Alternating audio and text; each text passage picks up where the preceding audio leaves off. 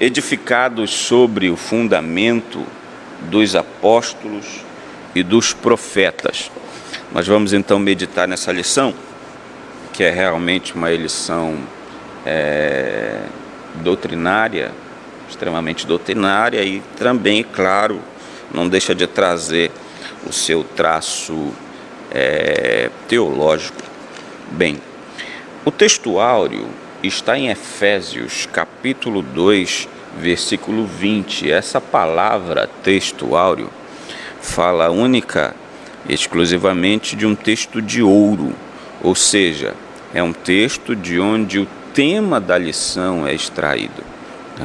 E depois nós temos a leitura bíblica em classe, que é uma leitura um pouco mais extensiva, de onde o texto da lição é extraído.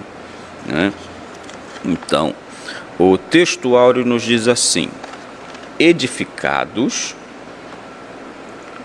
Efésios capítulo 2, versículo 20, o texto áureo nos diz assim: edificados sobre o fundamento dos apóstolos e dos profetas, de que Jesus Cristo é a principal pedra da esquina. Eu vou ler mais uma vez: edificados sobre o fundamento dos apóstolos e dos profetas, de que Jesus Cristo é a principal pedra da esquina. Efésios capítulo 2, versículo 20. A verdade prática, que é um texto que nos ajuda a refletir um pouco no assunto da lição, nos diz assim: Jesus Cristo é a pedra basilar. Essa palavra basilar, ela se refere à base, aquilo que fica por baixo para que possa sustentar alguma coisa. Então, Jesus Cristo é essa pedra da base, essa pedra que fica por baixo da igreja, que está edificada por meio dos ensinamentos dos apóstolos e do testemunho dos profetas. Já a nossa leitura bíblica em classe, que é aquela leitura mais extensa, de onde nós retiramos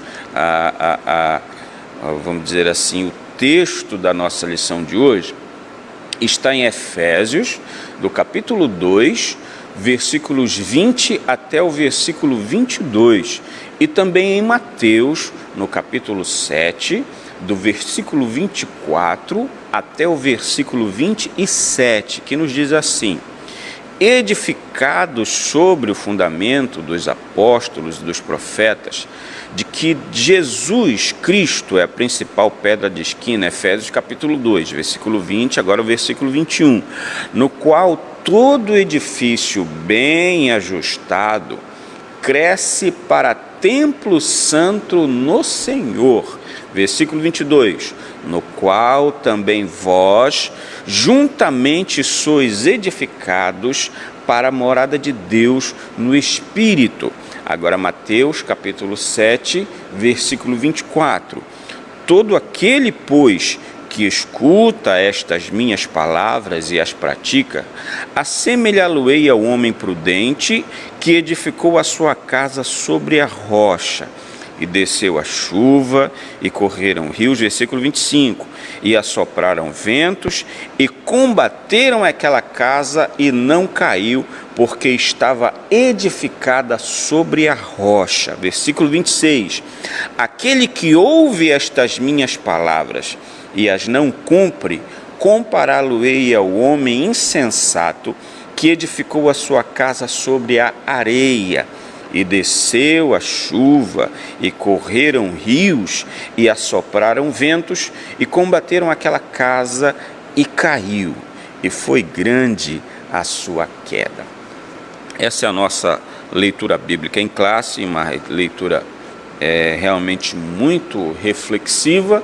E agora nós vamos entrar na lição em si.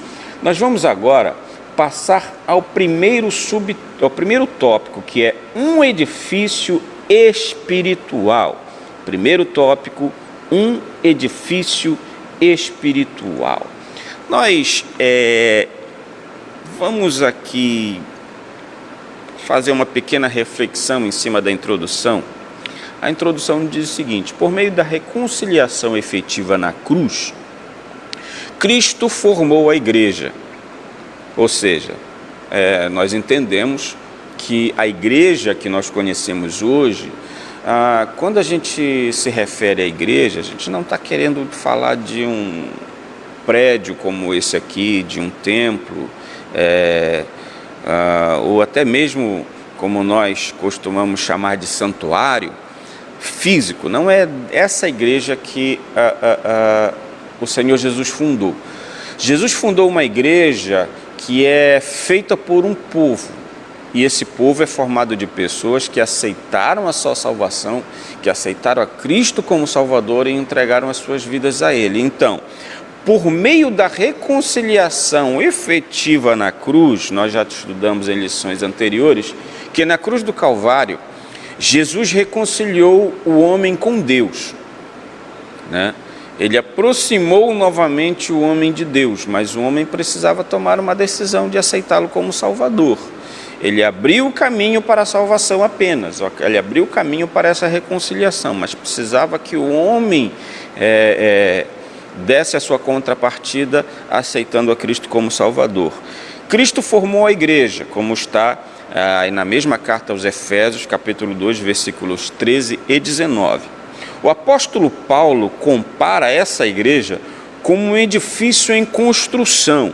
A pedra angular dessa edificação é Cristo e o fundamento é a doutrina dos apóstolos e o testemunho dos profetas.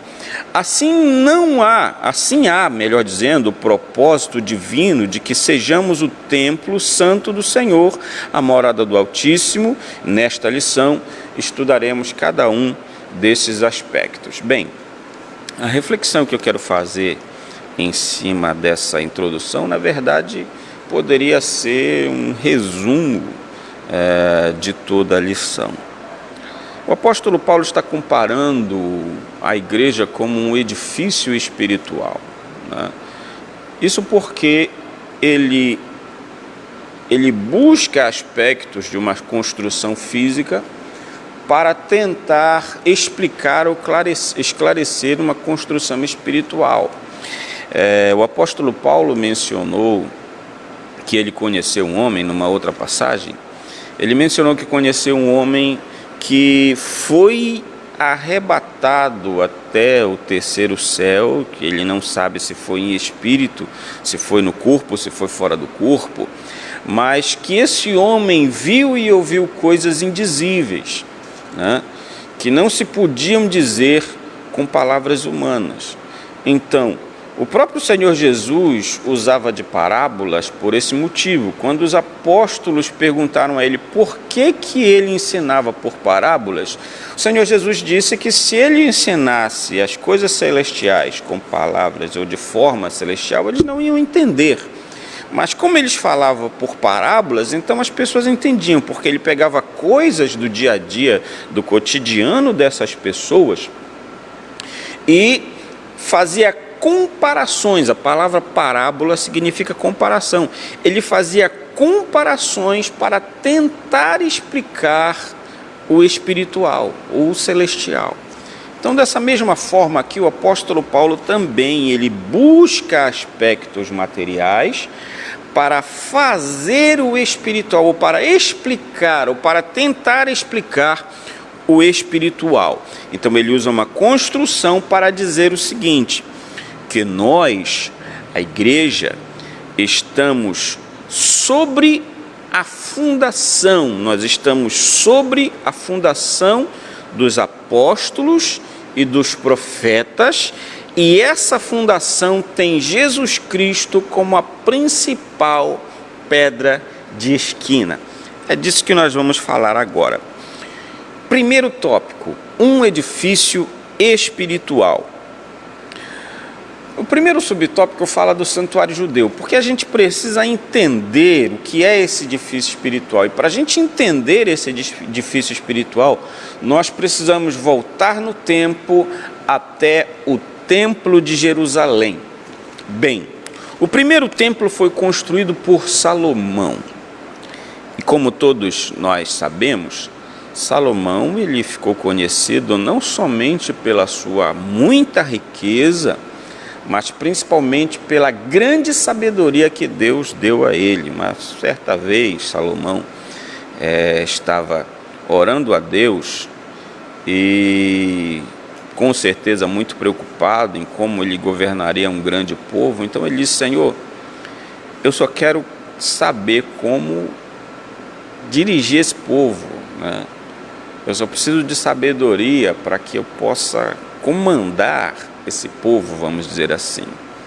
E Deus então deu sabedoria. E o interessante é que Deus disse: olha, como tu não me pedisse riqueza, nem fortuna, nem poder, e nem a morte dos teus adversários, então eu vou te dar sabedoria, né?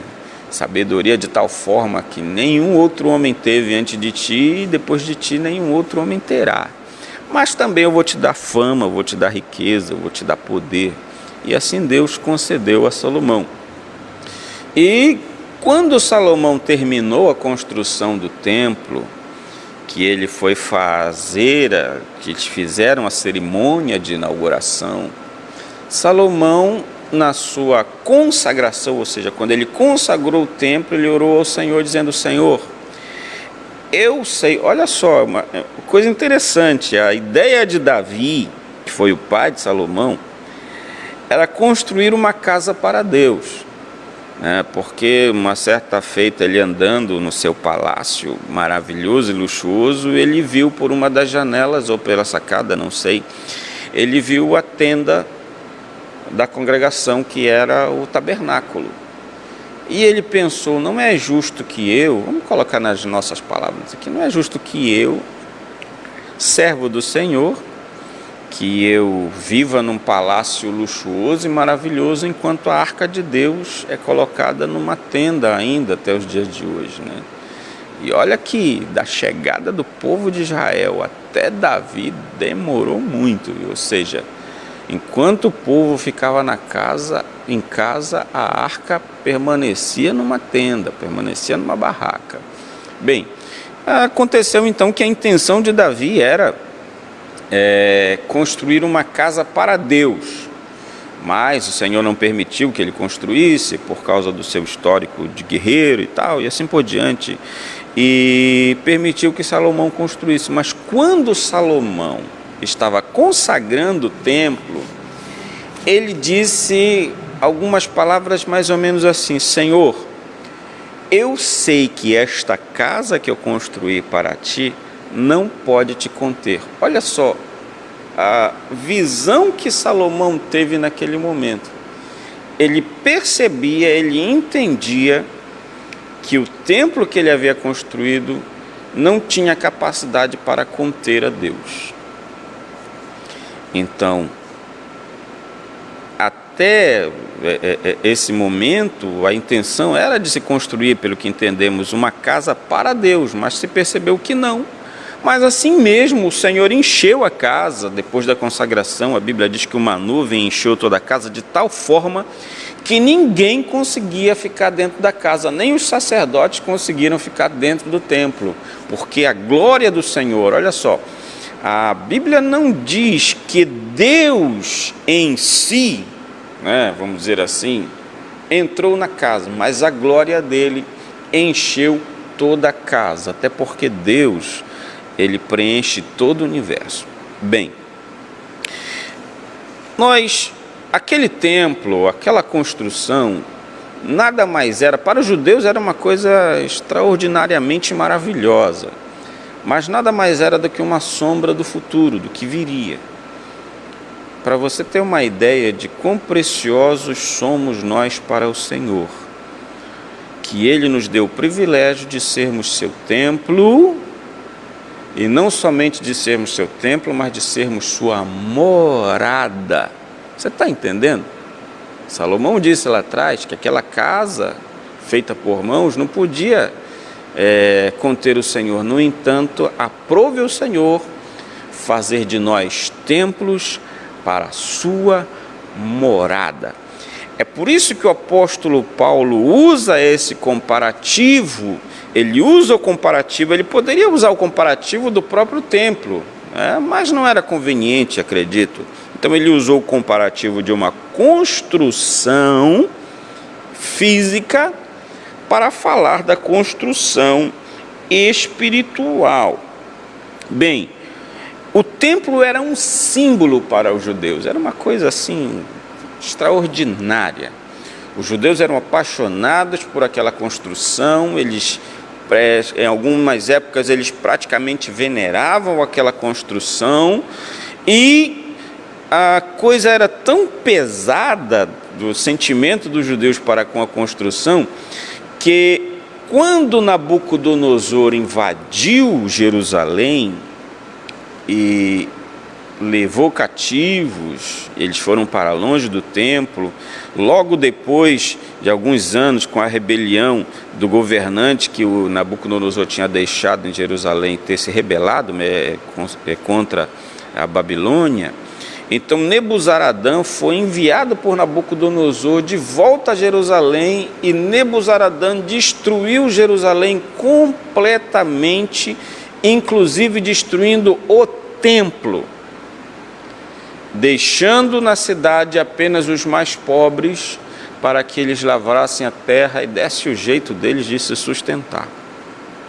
70 anos depois, quando os judeus são libertos do cativeiro e eles retornam para Jerusalém e começam a reconstruir o templo, imagina, o rei mais rico do mundo construiu o templo, um templo suntuoso, e agora judeus pobres, judeus paupérrimos, estão vindo da Babilônia de volta para Jerusalém com essa incumbência de reconstruir esse templo. Agora não tinha mais Irão, rei de Tiro, que trazia os melhores materiais de Tiro para a construção, madeiras riquíssimas, materiais riquíssimas, pedras que eram trazidas das montanhas, lavradas por esses indivíduos que eram súditos do rei Irão, se não me falha a memória, né? E eram judeus pobres construindo o templo, de tal forma que à medida que o templo ia sendo levantado, a Bíblia diz que os mais velhos, ou seja, aqueles que tinham visto, aqueles que viram o templo antigo, começaram a chorar, porque o novo templo que estava sendo erguido não era tão luxuoso quanto o primeiro, não tinha tanta riqueza quanto o primeiro. Imagina, o primeiro templo ele era revestido de ouro por dentro do lugar santo, do lugar santíssimo, e agora o segundo templo está sendo erguido e já não tem toda essa pompa que tinha o primeiro. E os homens começam a chorar, os mais velhos começam a chorar. Por quê? Porque eles queriam que o templo fosse ornamentado como o primeiro templo. No entanto, o Senhor usa o seu servo para dizer que eles cessassem o choro, porque a glória da segunda casa seria maior que a glória da primeira casa. Aí nós temos um outro pensamento a respeito de que o primeiro templo, o templo físico, tinha a sua glória, mas agora o templo espiritual, que é o segundo templo, tem uma glória maior do que a primeira, porque a primeira recebia apenas a glória de Deus, a presença de Deus, a segunda agora é morada do próprio Deus. Bendito seja o nome do Senhor. Falamos sobre o santuário judeu, sobre o santuário cristão. Na verdade, nós abrangemos esses dois assuntos nessa pequena reflexão que nós fizemos agora sobre o templo físico e o templo espiritual. Agora nós vamos falar sobre a pedra angular, que o terceiro subtópico. No primeiro tópico, a pedra angular. Para falar de pedra angular, a gente tem que voltar novamente para a construção física. Hoje em dia, nós temos muita tecnologia de construção, né? Os homens são capazes de construir em terrenos alagados, são capazes de construir no meio dos rios, A tecnologia hoje é extremamente avançada.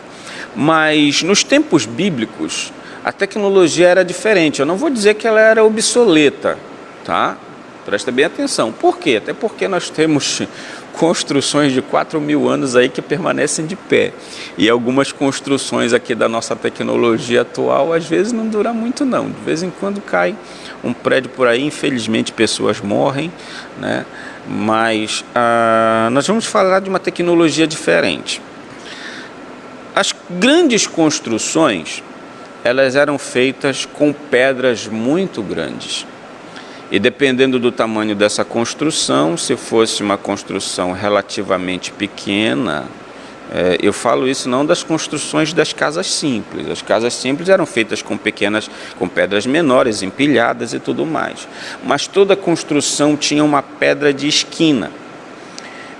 Essa palavra esquina, para nós hoje em dia, fala aí do canto da rua, né? Ali no canto, que é a esquina. Mas uma esquina é um canto. Tá? Só que essa palavra esquina se refere ao encontro de dois pontos em um canto, tá? E era preciso que, por exemplo, para sustentar duas paredes, era necessário que se colocasse uma pedra nesse canto, nessa esquina. Essa pedra era uma pedra inteira, inclusive já foram encontrados em achados arqueológicos na região da Palestina, foram encontradas pedras com cerca de 12 metros de comprimento, significando que essa parede era bem alta, né? Ou seja, era colocada uma pedra de esquina e as duas paredes se sustentavam naquela pedra de esquina. Eu estou tentando explicar de uma forma bem simples para que todo mundo consiga entender. Então você que está aí do outro lado, que é teólogo, claro, não estou desfazendo de ninguém, mas você que é teólogo, para você que é um profundo conhecedor, que gostaria que eu usasse palavras mais difíceis ou palavras mais complicadas, nós temos também pessoas bem simples que estão assistindo. Então, a pedra de esquina ou a pedra angular era uma pedra que sustentava duas paredes. Aí vem também uma controvérsia teológica disso que eu vou falar. Por quê? Porque muitos teólogos acreditam que essas duas paredes, elas são o Antigo e o Novo Testamento, tá? Que Jesus veio para sustentar essas duas paredes, tá? De que forma? Você vai entender. Eu estou falando de pensamentos teológicos agora, tá? De acordo com a teologia um pouco mais antiga, os profetas mencionados pelo apóstolo Paulo seriam os profetas do Antigo Testamento que profetizaram a respeito de Jesus. Até mesmo Moisés seria contado, até porque Moisés profetizou dizendo que chegaria um tempo que o Senhor levantaria um líder semelhante, não igual, mas semelhante a ele, mas que seria maior do que ele, né? Se referindo a Jesus, e os salmos também falam a respeito de Cristo, principalmente o profeta Isaías fala a respeito de Cristo. No entanto, essa palavra ou essas escrituras estavam ainda ocultas aos judeus. Quando Cristo veio e morreu na cruz do Calvário e ressuscitou ao terceiro dia, ele deu início à construção da segunda parede, que é a construção do Novo Testamento.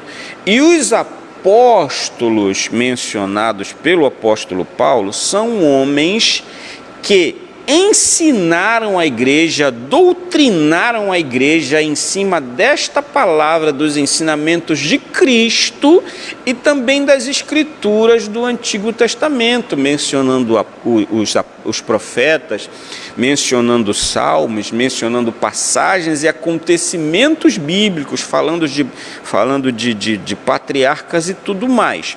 Esse é um dos pensamentos, tá? O pensamento mais atual, que é inclusive o que está na lição de hoje, diz que esses profetas não seriam os profetas do Antigo Testamento, mas seriam os profetas do Novo Testamento, dos tempos apostólicos, que testemunharam profetizando a respeito de Cristo, a respeito do Evangelho e assim por diante, tá? Eu não descarto nenhum dos dois pensamentos, mas eu continuo sustentando, mas eu continuo gostando muito da ideia de que a pedra angular é a pedra que sustenta as duas paredes testamentárias, que é o Antigo e o Novo Testamento. Porque se nós fecharmos a nossa visão somente no Novo Testamento, nós vamos cair no erro de muitos, que é ignorar completamente o Antigo Testamento, que inclusive em 1 Coríntios capítulo 10, se não me falha a memória, versículo 8, eu já disse para os irmãos da minha classe, inclusive eu quero mandar um abraço para todos eles, né? Da classe Josué, irmão Rubens, irmão Alan, que é professor da classe Josué, irmão Omar, que está aqui no Templo Central, inclusive, irmão Jeremias, irmão Rosivaldo, eu acho que é isso, Jean também, um abraço pro meu querido irmão Fabrício, né, que são irmãos da classe Josué, o Quesiel também, que deve estar ligado com a gente. Inclusive eu costumo sempre dizer a eles que tem uma coisa que eu pedi ao Senhor e Ele não me deu, que é o meu espinho na carne. Eu não consigo gravar referência de versículos bíblicos, livro, capítulo, versículo. Eu já orei ao Senhor várias vezes, pedindo: Senhor, me dá essa capacidade de memorizar os versículos, as referências. Eu conheço os versículos, eu sei que está na Bíblia, mas às vezes não consigo dizer. Então, 1 Coríntios capítulo 10, se não me falha a memória, versículo 8, está escrito que todas as coisas que foram escritas, ele está falando do Antigo Testamento, foram escritas para aviso nosso, para que nós não venhamos a cair no mesmo erro de desobediência dos antigos, dos que ficaram lá atrás. Então, a pedra angular é Cristo, que veio para fazer essa perfeita ligação entre nós e eles, entre o nosso templo e o templo deles, entre nós que somos o templo do Senhor e aqueles que falaram a respeito da vinda do Messias. Glorificado seja o nome do Senhor. Continuando, Cristo é a pedra principal, Cristo é a pedra angular, que é o quarto subtópico que nós, inclusive, acabamos de falar um pouco a respeito do assunto. Então, nós vamos prosseguindo já para o segundo subtópico. O segundo subtópico é o fundamento, apóstolos e profetas. E é aí que vai entrar essa controvérsia. Para falar a verdade, a gente já falou um pouco a respeito desse assunto, mas é onde vai entrar essa pequena controvérsia aí a respeito desse fundamento de apóstolos e profetas. Bem, vamos prosseguir então. Eu quero aproveitar e fazer uma pequena pausa, não para comerciais, porque infelizmente nós não temos comerciais, mas é para falar de alguns irmãos que estão aqui interagindo conosco, né? Eu estou sozinho aqui hoje, então hoje eu sou secretário, eu sou um pouco apresentador até, né? Mas falar da nossa querida irmã Ana Cristina Rodrigues, amém, palavra abençoada. Olha, pastor Rubenildo Monteiro está assistindo. Pastor Rubenildo, muito obrigado por esse privilégio de estar assistindo aqui a live da nossa Escola Bíblica Dominical. Deus abençoe, amado pastor. Manete Duarte, glória a Deus. Deus abençoe você, minha querida irmã. Muito obrigado pelo privilégio que você está nos dando. Pastor Elisete, a irmã Elisete Santiago, Deus seja louvado e engrandecido, amém. A Dina Silva, que já é super fã da nossa página, glória a Deus. Deus abençoe você, minha querida irmã. A irmã Mara Sueli dos Anjos também, louvado seja o Senhor Jesus Cristo. Muito obrigado, minha irmã, também já é super fã. O nosso querido irmão presbítero Eli Santos, lá de Nova Olinda, está assistindo a nossa live. Irmão Eliezer, Deus abençoe. Muito obrigado, meu querido presbítero Eli. Deus abençoe você também. Um abraço aí para todos os irmãos daí de Nova Olinda. Pastor Smith também, que não é o Francisco Smith, mas é o parente dele, pastor Smith, pastor aí da Igreja Assembleia de Deus de Nova Olinda. Meu grande abraço a todos os queridos irmãos. Um dia eu quero voltar aí, Estou com saudade desse lugar abençoado, graças a Deus. Tem também a Geisilete que está assistindo. Deus te abençoe, minha querida. Nosso querido irmão Diomar Coimar. Deus abençoe você, meu querido irmão. Nós temos também a Fernanda de Freitas, minha filha, que está assistindo. Deus te abençoe, minha filha. Beijo do papai. Francisco Pereira também. Bom dia, paz do Senhor. Deus abençoe você, meu querido irmão. Bem, continuando aqui, nós já estamos com o tempo já bem avançado, mas vamos tentar resumir de forma resumir com qualidade. O segundo subtópico, o fundamento apóstolos e profetas. Conceito de apóstolo. O conceito de apóstolo é simples, né? A gente não precisa fazer um grande arrodeio para falar que apóstolo é uma palavra grega que significa enviado, tá? Então esse era o aspecto daqueles homens que Jesus escolheu, tá? Com relação ao apóstolo Paulo, ele não fazia parte dos 12, no entanto o próprio Senhor Jesus escolheu. Por isso ele é chamado de apóstolo. Aquele encontro dramático entre Cristo e Saulo no caminho de Damasco, quando então Saulo de Tarso, teve aquele encontro dramático com Cristo. Na ocasião, inclusive, ele ficou cego, mas ele viu e ouviu a voz do Senhor, dizendo a ele que ele era um vaso escolhido, melhor dizendo a ele que era duro que ele continuasse lutando contra os ferrões, né, do Evangelho. No entanto, o apóstolo Paulo entendeu a mensagem de Cristo, o chamado de Cristo, então ele foi chamado pelo próprio Cristo, não houve intervenção de nenhuma pessoa para que ele assumisse a posição de apóstolo, então ele passou a ser um dos apóstolos. No entanto, foi providencial que o apóstolo Paulo assumisse essa posição, porque do contrário dificilmente haveria alguém que fosse falar o evangelho para os gentios. Então ele é conhecido até hoje como apóstolo dos gentios.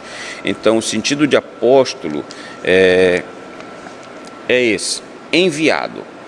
Então todos os 12 que foram escolhidos por Cristo eram pessoas que estavam sendo treinadas para serem enviadas. Então o Senhor Jesus, ele treinou esses apóstolos, ele preparou esses apóstolos, e assim eles passaram, depois da ascensão de Cristo, eles passaram a cumprir a sua missão como enviados sobre a terra.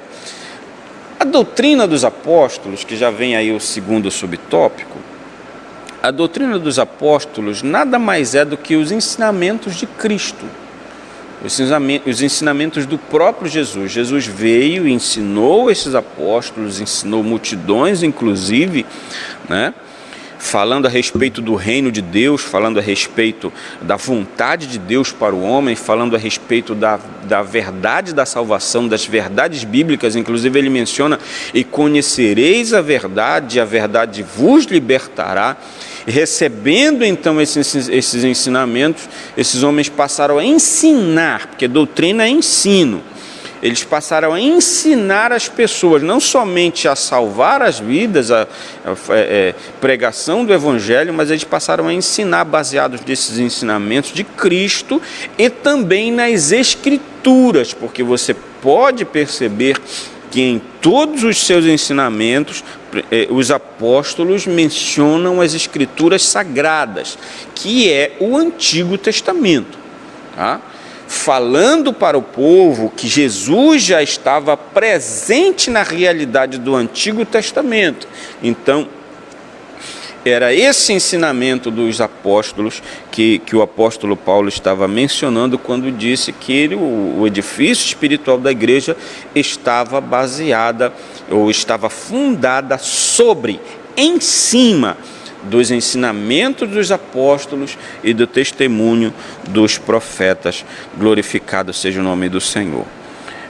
Aí vem o que eu chamo de uma pequena controvérsia, né? Que o escritor ou o escritor da lição, do texto da lição de hoje, ele diz que esses profetas mencionados pelo apóstolo Paulo, eles são os profetas do Novo Testamento. Aí alguém pode dizer assim, mas o último profeta não foi João Batista. Não, o último profeta não foi João Batista. Se o último profeta houvera sido João Batista, então o apóstolo Paulo não mencionaria a categoria de profetas entre os dons ministeriais. Tá? Então, os profetas, eles são atuantes. Até o dia de hoje eu entendo que existam sim profetas. Tá? João Batista foi realmente um grande profeta, e alguns dizem até que ele encerrou a cadeia ou a galeria dos profetas do passado. Realmente posso até entender assim, mas houveram outros profetas. Inclusive no livro do Atos dos Apóstolos, o apóstolo Paulo menciona que ele chegou num lugar e, chegando lá, tinha na casa de uma pessoa que eu não me lembro o nome agora. Ele disse que essa pessoa tinha 3 filhas que profetizavam, tá? E que naquela casa havia chegado um profeta chamado Ágabo, que inclusive esse profeta Ágabo pegou a cinta de Paulo, amarrou pés e mãos e disse assim: olha, assim farão com aquele que é dono dessa cinta quando ele chegar em tal lugar. Então, o comentarista da lição diz que esses profetas mencionados pelo apóstolo são esses homens do Novo Testamento. Eu não discordo dele, de forma alguma, tá? Até porque se eles são profetas, então nós colocamos eles na galeria de profetas, e o importante é que Cristo, ele liga essas duas paredes apostólicas e proféticas, tá? Significando que a profecia, eu não estou falando do dom de profetizar, eu estou falando de ser profeta. De ser profeta. O que é o profeta? O profeta é aquele indivíduo que recebe uma mensagem de Deus para transmitir ao povo, tá? Um pregador é um profeta? Sim, o pregador pode ser um profeta. Muitos pregadores dizem que são profetas de Deus, e eu não discordo deles, eu concordo com eles, que eles sejam profetas de Deus, até porque no momento da pregação, Deus pode ir direcionando, e assim eles vão fazendo aquilo que Deus determinar para que se faça. Bem, agora nós vamos ao terceiro subtópico, ao terceiro tópico, para encerrar nossa lição de hoje. Um edifício, melhor dizendo, edificados para a morada de Deus, que é essa última frase, edificados para a morada de Deus. Essa lição é uma lição realmente muito interessante, é uma lição maravilhosa, que nós estamos aqui já meditando nela, né? Edificados para a morada de Deus, nós temos 3 subtópicos também nesse tópico. Nós vamos falar sobre edifício bem ajustado, templo santo no Senhor e morada do Altíssimo. Bem, então vamos seguindo adiante. Deixa eu só dar uma... Eu estou sozinho aqui, hein? Então eu tenho que fazer tudo. Bem, edifício bem ajustado. A expressão todo edifício bem ajustado cresce indica um processo contínuo de desenvolvimento dos crentes. Aí vem a questão, olha só. Quando o engenheiro constrói um prédio, quando o empreiteiro termina essa construção, a intenção dele não é construir um prédio que venha a cair, ou um prédio inseguro para que ele possa ir aperfeiçoando esse prédio. Mas esse aperfeiçoamento, ele acontece durante a construção. Primeiro é lançado o alicerce, ou é lançado o fundamento, né? Primeiro é feito todo esse trabalho de estudo do terreno, de saber aonde serão colocados determinados pontos. Eles veem a arquitetura do prédio para saber definir qual a posição do prédio nesse terreno. Se o terreno for acidentado, ele precisa ser nivelado. Se for preciso cavar para que a fundação seja mais profunda, então eles cavam primeiro, principalmente quando o prédio vai ter aquela garagem que é a garagem subterrânea ou do subsolo, né? E assim vai, é preciso toda uma preparação. Então, lançado o alicerce, eles começam a construção, tá? E essa construção termina quando a chave é entregue ao proprietário. Então, assim é a nossa vida. Nós estamos em construção. Nós estamos continuamente em construção e essa construção vai terminar quando o Senhor vier buscar a sua igreja e que nós estaremos com Ele. Mas enquanto essa construção vai acontecendo, ela vai sendo ajustada, ela vai sendo organizada, ela vai sendo arrumada. O que é encaixado aqui, o que fica ali, o que é colocado aqui fica nesse canto, fica nesse lugar, e assim nós vamos sendo aperfeiçoados por Deus. Até porque nós temos uma natureza humana pecaminosa que todos os dias precisa ser subjugada. Subjugando essa natureza humana pecaminosa, então nós estamos sendo aperfeiçoados por Deus através de quê? Através da palavra, da limpeza da palavra de Deus. Às vezes um pedreiro termina de fazer um serviço, ficou pronto, mas precisa ser limpo, precisa ser arrumado. Então ele vai arrumar, ele vai limpar. Então a palavra de Deus, ela faz essa organização, ela faz a limpeza em nossa vida. Nós vamos aprendendo com Cristo diariamente como nós devemos ser, nos portar, nos comportar. E o mais importante, nós precisamos ser inconformados com este mundo. Romanos capítulo 12, versículo 2. E não vos conformeis com este mundo, ou seja, o apóstolo Paulo está fazendo um clamor a nós para que nós não aceitemos o mundo e nem o que há no mundo. Você entendeu? Pois é. Então, esse edifício bem ajustado, esse ajuste acontece quando nós atendemos esses apelos da palavra de Deus para que sejamos cada vez mais separados do mundo, para sermos cada vez mais próximos do Senhor Jesus. Bem, templo santo no Senhor. A palavra aqui usada, já é o segundo subtópico, para templo é o vocábulo naum, que designa o recinto interior ou o lugar santíssimo, ou seja, o lugar do encontro do sumo sacerdote com Deus, como está escrito em Hebreus capítulo 9, versículo 7. Todavia, a analogia paulina, ou a analogia do apóstolo Paulo, não se refere a uma estrutura material, mas sim ao crente que se tornou o templo santo. Olha só, para a gente entender melhor essa questão, explicar de uma forma bem simples, o templo somos nós, tá?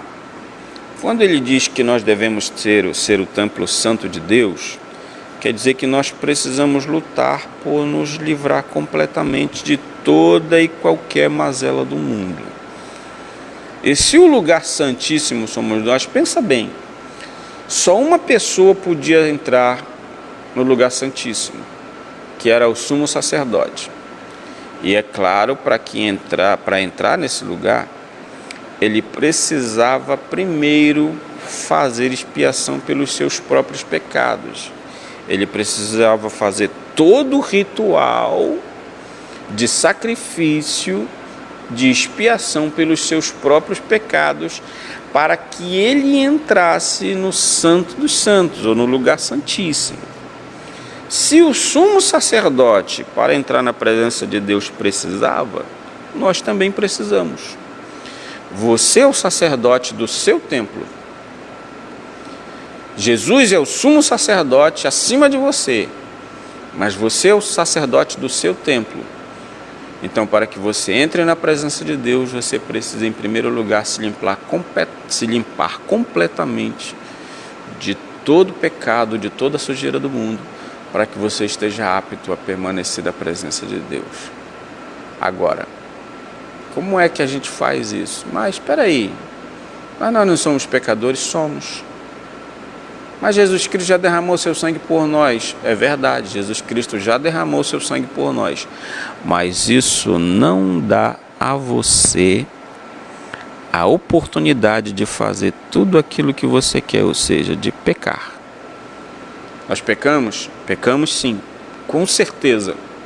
Mas o apóstolo Paulo nos diz que nós temos advogado, Jesus Cristo justo. Então, a Ele nós clamamos e Ele vem e nos limpa de todo pecado. Então, a mensagem de Cristo para nós nesse subtópico é que nós nos afastemos cada vez mais do mundo para chegarmos cada vez mais perto dele. Falamos sobre o lugar santíssimo, sobre a morada do Altíssimo, nós somos a morada do Altíssimo, e chegamos então ao final da nossa lição de hoje, né? A comparação da igreja, que somos nós, com o templo de Jerusalém, é algo realmente maravilhoso. Nós percebemos que nós temos todos os atributos daquele templo e ainda mais, porque o Senhor faz morada em nossa vida.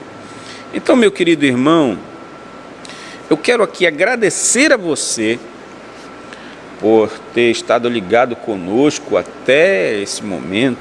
Eu agradeço a você que esteve ligado conosco até agora, não esquecendo que você pode continuar cumprindo o seu compromisso como servo de Deus, com a sua contribuição com a igreja. Você já tem o caminho, você já sabe como fazer. Um grande abraço a todos, a paz do Senhor, um bom dia, bom domingo.